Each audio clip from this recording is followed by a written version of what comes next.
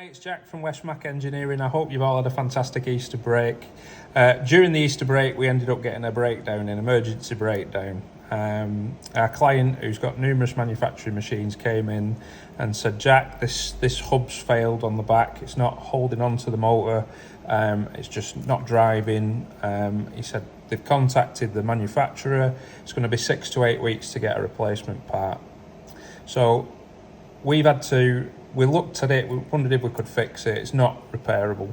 The splits on the back have cracked. You're never going to do anything with it. So we've actually manufactured a new one. We've used 3D printing.